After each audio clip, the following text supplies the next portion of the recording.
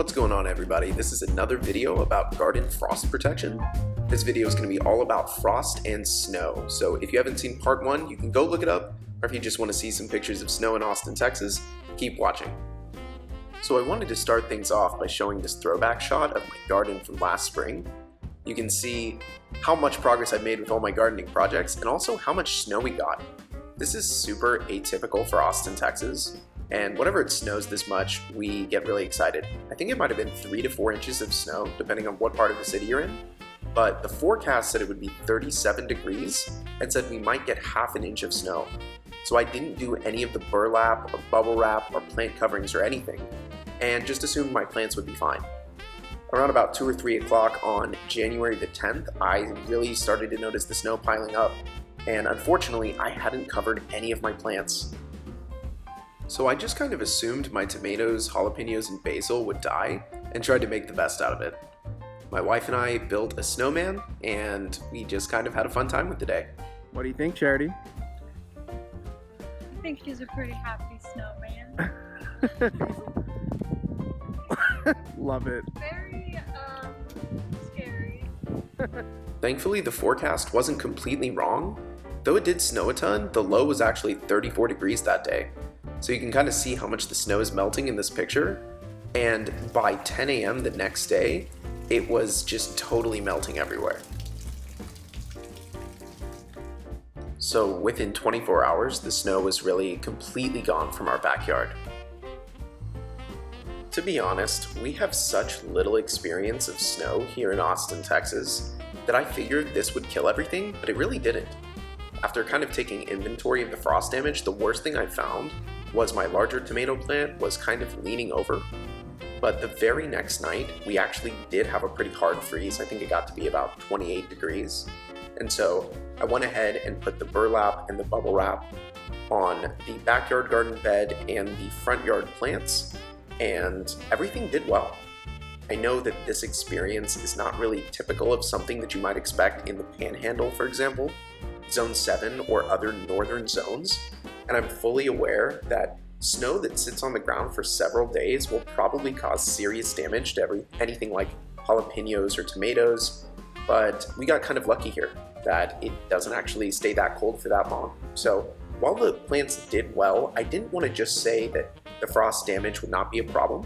I decided to wait a couple of weeks and film an update just to take full stock of the degree of frost damage.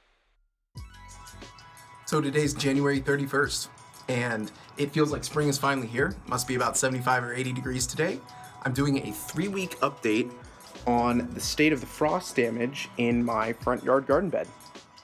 And I wanted to let a sufficient amount of time pass before doing this update. I was thinking about just doing it at the end of the week, but I really wanted, to wait a little bit so we could really see what became of these plants. And you can see my larger tomato has graduated to a bigger tomato cage, and I think it's leaning over was just due to top heaviness, not even necessarily frost damage. Like if I move this, he just kind of leans over, lies down.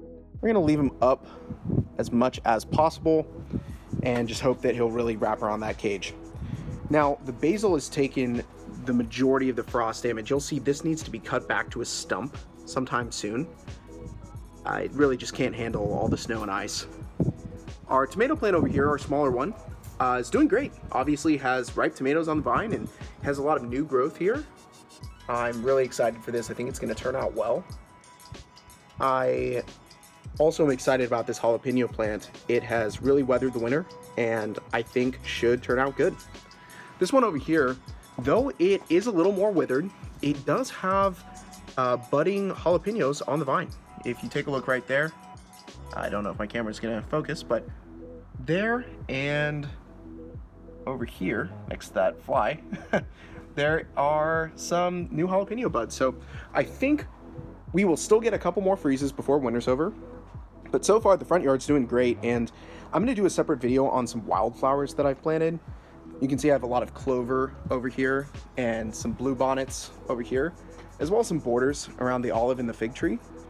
And that's going to be a completely separate video, but really with lows, kind of around the 40s and 50s occasionally, and normal weather temperatures in the 70s, I think we are ready to transition into spring. So let's take a look at the backyard. So I decided to redub the audio for the backyard because of the wind. But here we have our garden bed and what's left of our Christmas tree. And I just wanted to show a shot of this backyard garden bed. I planted this bed on November the 6th and it's been growing for about 3 months now. Super pleased with it and should do a harvest video soon. I have cabbage, cauliflower, celery, and Swiss chard in this bed. And this is our cabbage, looking super healthy and great. There's some cauliflower. And over there's our celery, which is a little withered, but has grown a lot as well. So the only thing that didn't survive the winter was these 3 jalapeno plants in the backyard, which is okay. I think that's kind of to be expected. And hopefully our peach trees will start putting out some new blooms soon. We have that peach tree and this bigger one over here. But I appreciate everybody watching. I hope this video has been useful to show you guys some of the difference between frost and snow and the damage that you might expect. Thanks again for watching.